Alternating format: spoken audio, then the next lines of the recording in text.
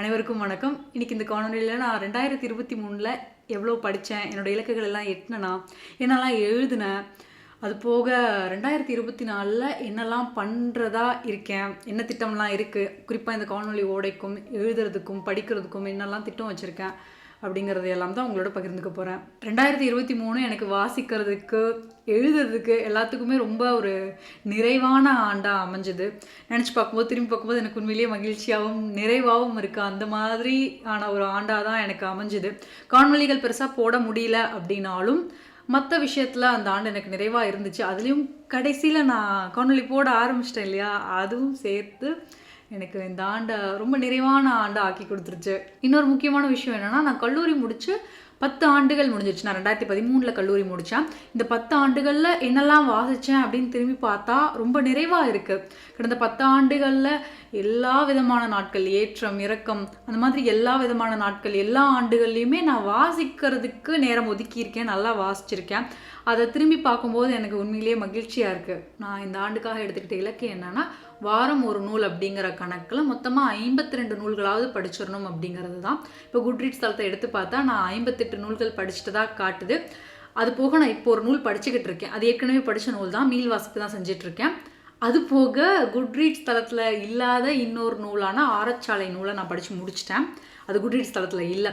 ஆக மொத்தத்தில் நான் இந்த ஆண்டு 60 நூல்களோட நிறைவு செய்கிறேன். கிட்டத்தட்ட 17,000 பக்கங்கள் நான் படிச்சிருக்கேன் இந்த ஆண்டில் நான் படித்த ஒரே தமிழ் நூல் ஆரச்சாலை மட்டும்தான். மற்ற அனைத்துமே ஆங்கில நூல்கள் தான். இந்த ஆண்டு இன்னொரு முக்கியமான விஷயம் நடந்திருக்கு. அது என்னென்னா, நான் நிறைய நூல்களை மீள் வாசிப்பு செஞ்சுருக்கேன். கடந்த ஆண்டுகளில் நான் வாசித்த நூல்களை ரொம்ப பிடிச்சு போய் அதை திரும்ப வாசிக்கணும் அப்படின்னு நினச்சி இந்த ஆண்டு வாசிச்சிருக்கேன். அப்படி நான் வாசித்த 6 நூல்கள் எதெல்லாம் அப்படின்னா, நெவர்மோர் தொடரோட 3 நூல்கள் திரும்ப படித்தேன். அப்புறம் வீல் ஆஃப் டைம் நூல் தொடரோட முதல் 3 நூல்களை திரும்ப படித்தேன். அது போக நான் இந்த ஆண்டு படித்த ஒரு நூலையே மீண்டும் மீள் வாசிப்பு செஞ்சேன். அது த கிஃப்ட்ஸ் ஆஃப் இம்பர்ஃபெக்ஷன் அப்படிங்கிற நூல். அந்த நூல் எனக்கு ரொம்ப பிடிச்சி போய் அதை மறுபடியும் நான் இந்த ஆண்டே தொடர்ந்து வாசித்தேன். நான் இந்த ஆண்டு வாசித்த நூல்களெல்லாம் எடுத்து வச்சு அது என்ன மாதிரியான நூல்களாக அமைஞ்சிருக்கு அப்படின்னு பார்த்தா, பெரும்பாலானவை ஒன்று குழந்தைகள் நூல்களாக இருக்குது, இல்லைன்னா அது எல்லாமே உளவியல் சார்ந்த நூல்களாக இருக்குது. அது போக மீதி இருக்கிறது எல்லாமே பார்த்திங்கன்னா ஃபேண்டசி அப்படின்னு சொல்லக்கூடிய கனவு புனைவு நூல்களாக தான் இருக்குது. ஏன் இப்படி அமைஞ்சது அப்படின்னு நான் யோசித்து பார்த்தேன். அதுக்கு முக்கிய காரணம், இந்த ஆண்டோட தொடக்கத்தில் நான் ரொம்ப நாள் இன்ஸ்டாகிராமத்தில் வாழ்ந்துட்டு இருந்தேன். ஏன்னா காணொலிகள் போடாததுனால கொஞ்சம் அழுத்துட்டு போதில் அப்பப்போ இன்ஸ்டாகிராம் பார்த்துட்டு இருந்தேன்.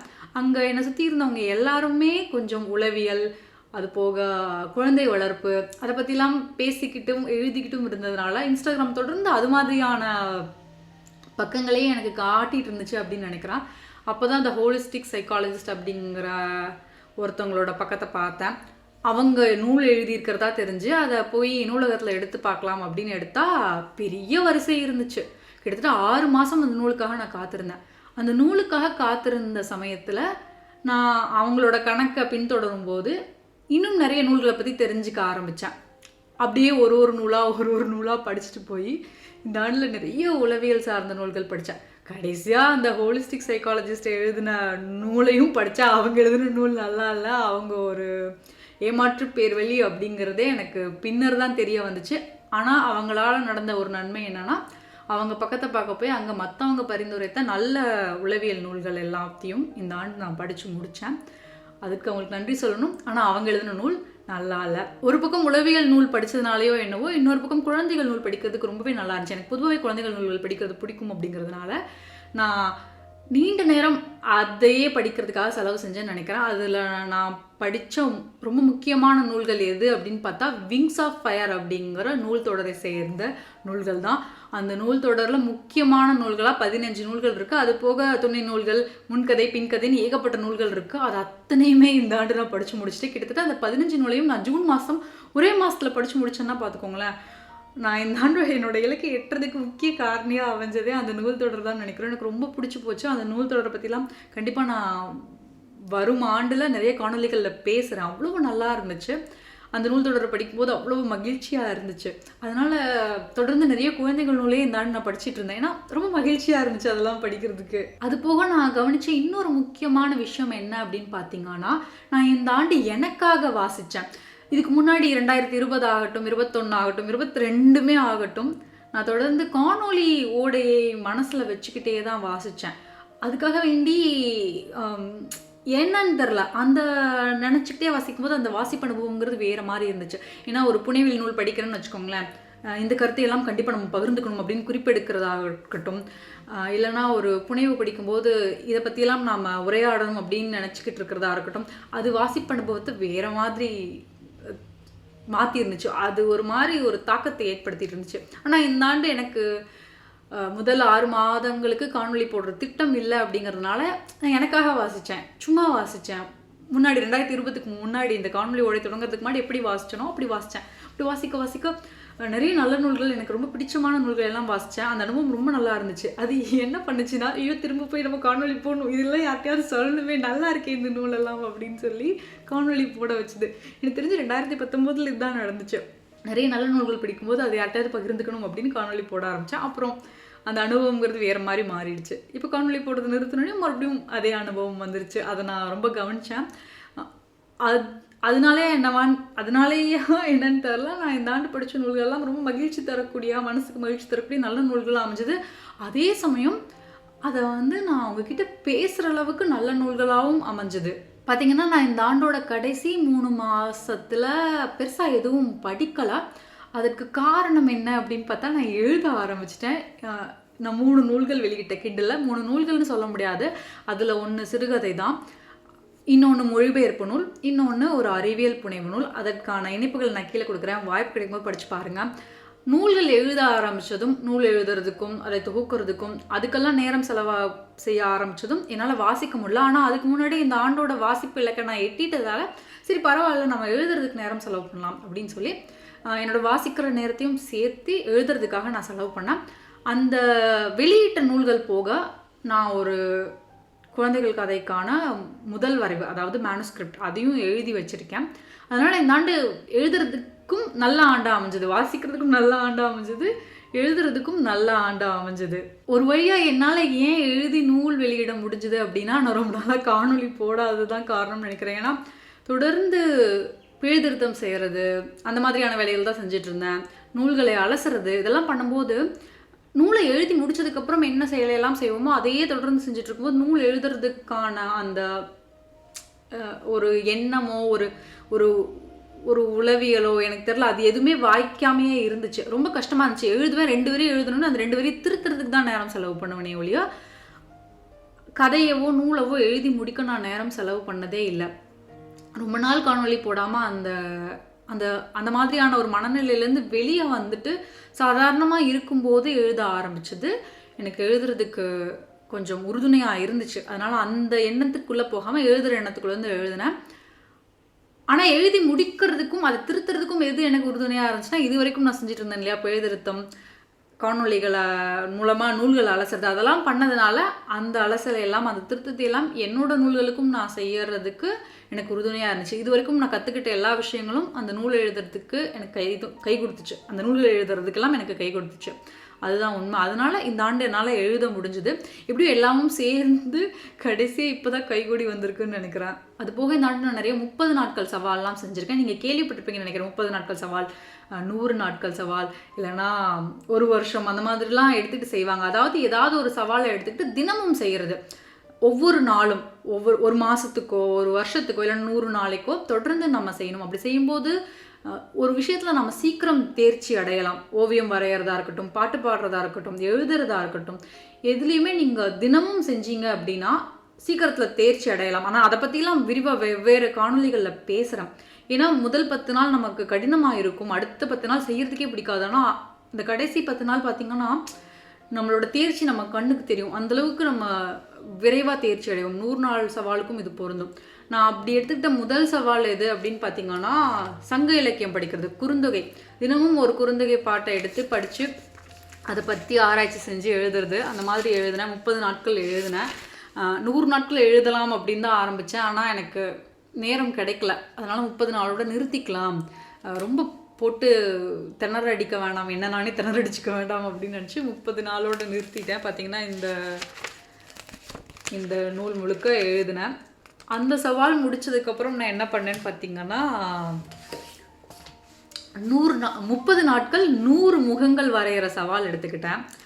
அது எனக்கு ரொம்ப பிடிச்சிருந்துச்சு. பொழுது போகிறதுக்காக தான் எடுத்துக்கிட்டேன். ஒரு நாளைக்கு ஒரு 5 அல்லது 10 நிமிடம் குறைஞ்சபட்சம் வரையணும் அப்படிங்கிற எண்ணத்தில் எடுத்துக்கிட்டு வரைய ஆரம்பித்தேன். அப்படி வரைய ஆரம்பித்ததும் அந்த தேர்ச்சிங்கிறது எனக்கு கண்கூடாக தெரிஞ்சுது. எனக்கு ரொம்பலாம் ஓவியம் வரைய வராது, ஆனால் ஓரளவுக்கு ஓவியம் வரைவேன். முன்னால் எப்படி வரைவேன்னா, அதிக நேரம் செலவழித்து ஒரு ஓவியத்துக்கு 6 மணி நேரம் 10 மணி நேரம் அப்படிலாம் செலவழித்து ரொம்ப கூர்மையாக ரியலிஸ்டிக்காக வரைகிறதுக்காக முயற்சி பண்ணுவேன். அதிலிருந்து வெளியே வந்துட்டு மேலோட்டமாக ஆனால் தத்ரூபமாக வரையணும் அப்படிங்கிற திட்டத்தோட வரைஞ்சு பழகணும் அப்படிங்கிற எண்ணத்தில் வரைஞ்சேன். அதுக்காக நான் ஒரு நூலும் படித்தேன். அந்த நூல் படித்ததுக்கப்புறம் தான் இந்த வரைகிறதெல்லாம் ஆரம்பித்தேன். அந்த நூலை பற்றி கண்டிப்பாக தனியாக இன்னொரு காணொலியில் பேசுகிறேன்.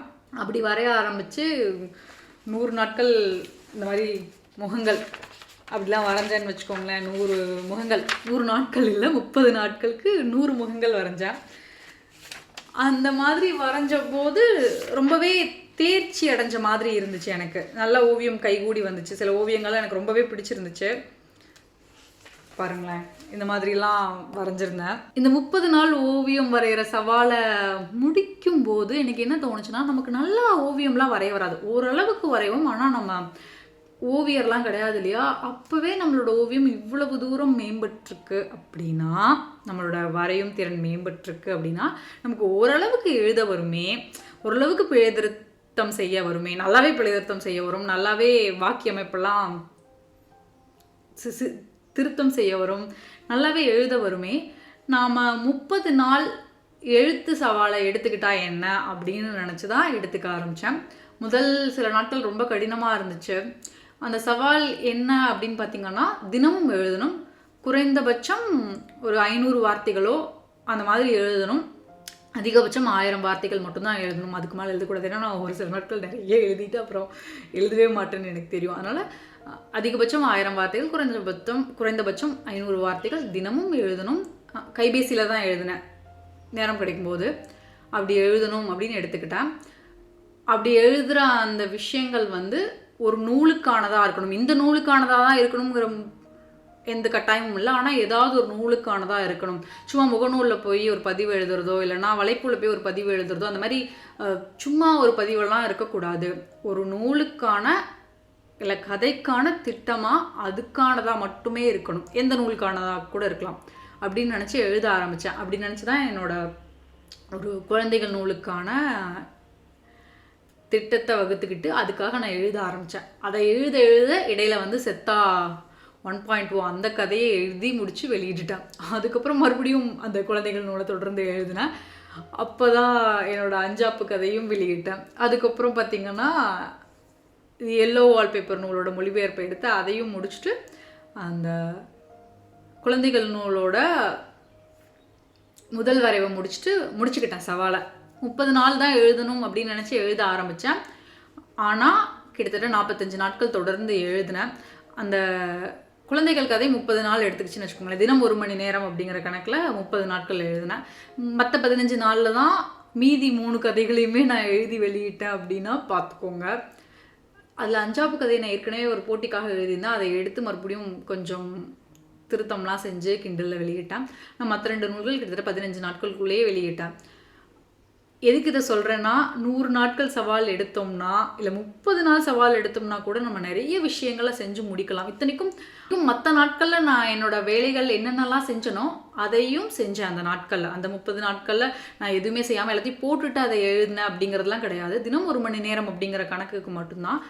அப்படி எழுதியே என்னால் இவ்வளோ செய்ய முடிஞ்சுது அப்படின்னா, நம்ம தொடர்ந்து 1 வருஷம் அப்படிதான் எழுதணும்னா, தினமும் எழுதணும்னா எவ்வளோ செய்யலாம் அப்படின்னு யோசித்தேன். நீங்களும் முயற்சி பண்ணி பாருங்கள். எனக்கு இந்த ஆண்டு தொழில் ரீதியாகவும் என்னோடய வேலைக்காகவும் நிறைய படிக்க வேண்டியது இருந்துச்சு.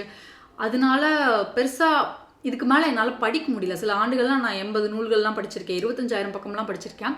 அந்த மாதிரி இந்த ஆண்டு நான் படிக்க முடியல. அதுக்காக நான் வருத்தமும் படல, அப்படி படிக்கணும்னு நான் நினைக்கவும் இல்லை. ஓரளவு படித்தா போதும் அப்படிங்கிற திட்டத்தோடு தான் இந்த ஆண்டுக்குள்ளேயே நான் வந்தேன். ஏன்னா என்னோடய மற்ற வேலைகள்லாம் விட்டுட்டு படிக்கிறது மட்டுமே கவனமாக எனக்கு செய்கிறதுக்கு விருப்பம் இல்லை. மற்ற வேலைகளும் செஞ்சுக்கிட்டு கூடவே தான் இந்த வேலையை என்னால் செய்ய முடிஞ்சுது. நீங்கள் யோசிக்கலாமே, எனக்கு எப்படி இவ்வளவு நேரம் கிடச்சிது? இல்லை எனக்கு வேறு எந்த வேலையுமே கிடையாதா? இதையே நான் செஞ்சிட்ருக்கேன். ஏன்னா இவ்வளோ நூல் வாசித்து ஓவியம் வரைஞ்சிட்டு அது போக சங்க இலக்கியத்தை பற்றி எழுதிட்டு இதெல்லாம் பண்ண முடிகிறதுக்கு எங்கேருந்து நேரம் கிடைக்குது அப்படின்னு நீங்கள் யோசிக்கலாம். எங்கேருந்து நேரம் கிடைக்குதுன்னா, எனக்கு வேறு எந்த பொழுதுபோக்கும் கிடையாது. நான் வேறு எந்த பொழுதுபோக்குக்காகவும் நேரம் செலவு பண்ணுறது கிடையாது. என்னோடய வேலைக்காக படிக்கிறதா இருக்கட்டும், என் குழந்தையோட நேரம் செலவு பண்ணுறதா இருக்கட்டும், வீட்டில் சின்ன சின்ன வேலைகள் செய்கிறதா இருக்கட்டும், இதுக்கு தான் எனக்கு பெரும்பாலான நேரங்கள் போகுது. அது போக என்னோட அந்த பொழுதுபோக்குக்கான நேரம் அப்படிங்கிறத தான் நான் வாசிக்கிறதுக்கும் எழுதுறதுக்கும் செலவு செஞ்சேன். இந்த ஆண்டு நான் படம் அப்படின்னு பார்த்திங்கன்னா ஜெயிலர் மட்டும் அப்படி இப்படின்னு சொல்லி உரம்பரைக்கு போனப்போ பார்த்து முடித்தேன். அது கூட தொடர்ந்து பார்க்கல.